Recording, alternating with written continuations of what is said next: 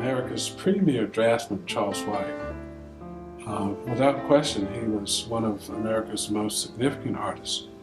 And we have here some 47 works representing a number of media, including drawings, prints, and paintings. Additionally, they also spanned probably 4 decades of his career, from the late 1930s right through the 1970s. We are blessed to have, and I think fortunate to have, in this exhibition, a number of original works that were commissioned by Johnson Publishing Company some several decades ago. It would be an understatement to say that Charles White's contribution to American art was not immense. In fact, he would have quite an impact on a number of really significant artists, primarily because of the strength and the tenderness and obviously the passionate embrace that he had for his own people. His own people, as a matter of fact, are what predominates in the bulk of his work. He somehow was able to probe right through to the depth of pain and, I think, the indomitable power inherent in the lives of black folk. As a matter of fact, some of his most important works represent that, and of course they are also represented here in the collection of Arthur Primus. Should consider his enormous ability as a draftsman. Okay. My first question is, why do you fear that the show will never come back to NCCU? Well, first and foremost, this is a loaned exhibit by one of America's most accomplished individuals, Arthur Primus. Arthur Primus, like many collectors, has agreed to lend this show on this one occasion, and while it may go to a couple of other venues, it probably will not travel much longer than this, I'd say the next 6 to 9 months. Arthur Primus, like most collectors, wants to, of course, exhibit the works in his homes. Fortunately, though, he's agreed to share it for this one occasion. What about Charles White's life was important to you? Well, I think, like most artists, his rags to riches story. He had a mother who was a domestic, who placed him in a library because of some difficulties that he was having with his own schooling.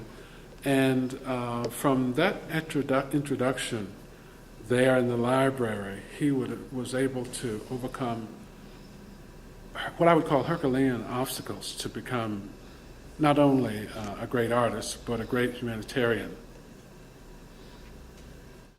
You told me before that you went to Beverly Hills to research art. What drew you to Charles White? Well, actually, when I was out in Beverly Hills, I was there researching an exhibit on Charles White, an exhibit that we did in 1999. Okay. And I had gone to the Heritage Gallery, located in Beverly Hills. They gave me some leads to potential lenders. So I was there kind of doing detective work, and in the process, I was able to score in athletic terms, I was able to score quite a touchdown because I made a number of connections, and several individuals actually loaned work to that exhibit held here in 1999. One work in particular that I was able to borrow during that trip almost 12 years ago was this piece by Charles White, owned by the collector Jack Stein.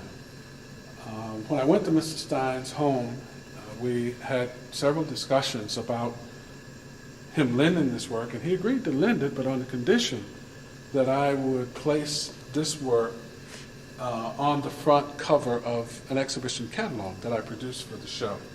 Of course, I wasn't able to do that. He was kind enough to lend it to our show in any event. I never thought that this work would come full circle and would be once again in our exhibit here in 2012 is, again, a work in charcoal that, again, speaks to his extraordinary ability as a draftsman. In addition to this work being included in the show, we also have a significant group of works that are perhaps being shown in this region for the first time from the collection of Johnson Publishing Company. Some 3 or 4 years ago, Johnson Publishing Company put these works up for sale. They had been commissioned by Johnson Publishing Company to accompany a book written by LaRon Bennett.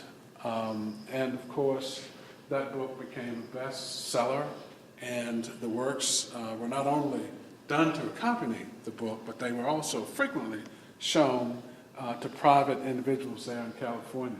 Well, fast forward, they decided to sell them, and Charlotte Sherman, the really significant dealer of Charles White's works, was notified that they were available once again. She contacted Arthur Primus, and he purchased all of them.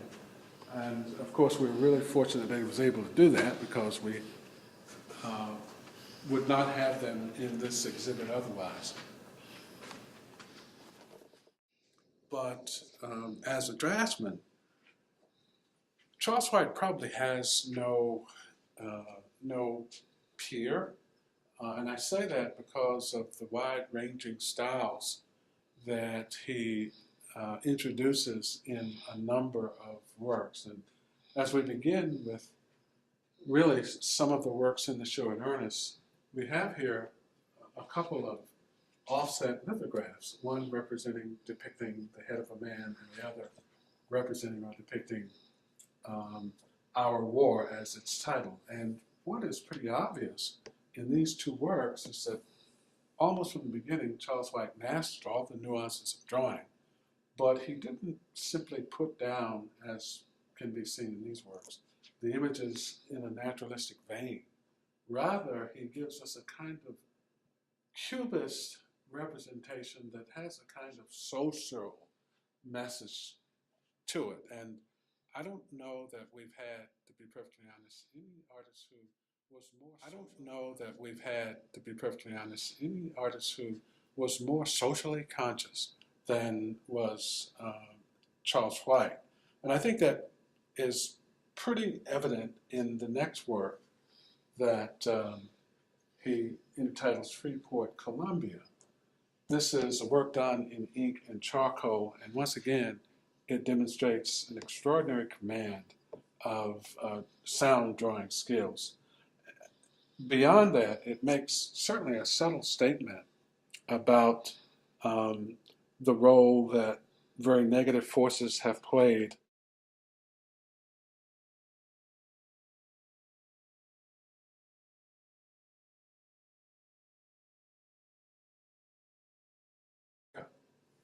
immediately above is, of course, his awaiting his return, a lithograph of 1946. And of all the works in the exhibition, none are any more cubistic than is this one. And what is noteworthy is that he finds a way to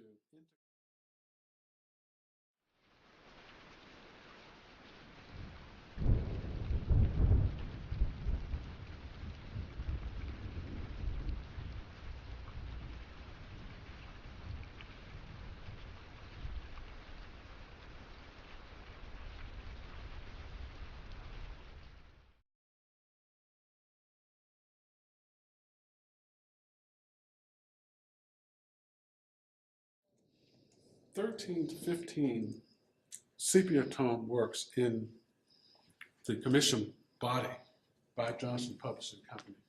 And they, of course, represent a wide range of themes.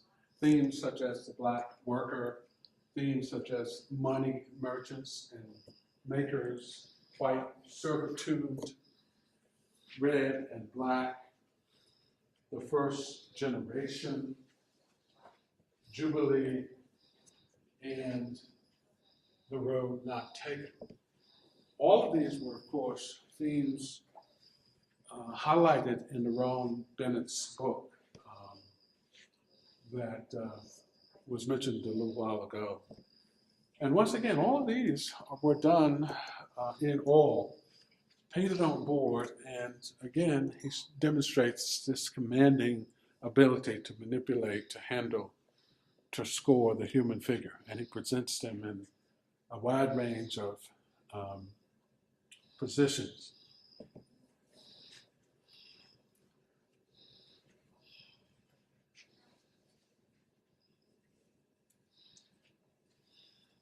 Perhaps one of the more reproduced works from the series is this one representing Jubilee.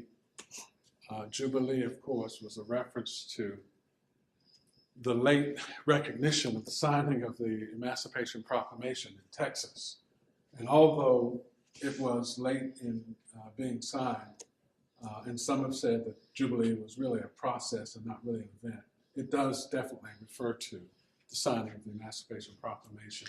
And doesn't that have something to do with Juneteenth? Well, doesn't Juneteenth come from? Juneteenth is connected. Sometimes individuals will use Juneteenth synonymously with Jubilee. Mm-hmm. And of course, both of them refer to the recognition that slavery had ended, coming late to a group of people in Texas.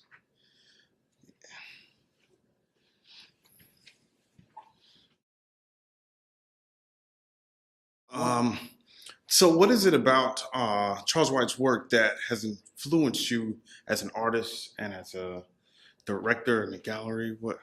Actually, my love affair with Charles White goes back to my college days. There was an exhibit at the Taylor Gallery at North Carolina A&T, and my roommate told me and said something like, "Man, you need to go over there and see these works. I've never seen anybody do hands like this."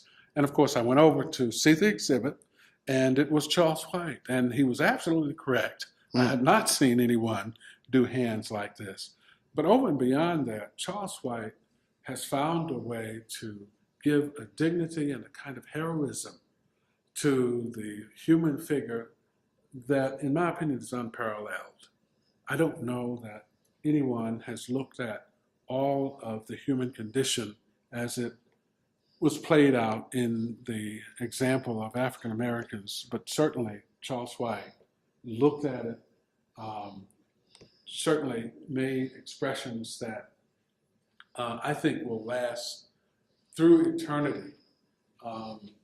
It's no accident that he equally balances in a lot of his work male, female, and children, who all are depicted and treated with a kind of grandness, something that I've referred to as a kind of grandiose realism or grandiose naturalism, because his figures seem a little larger than life and have a realism that is really extraordinary. As an example, the work here on the upper register, I Have a Dream, not only was influenced by the I Have a Dream speech given by Dr. Martin Luther King, but it also speaks to the bond that mothers have with their children. And this is one in a number, not only reflecting that bond, but reflecting the Madonna and child motif that was also a big part of his language.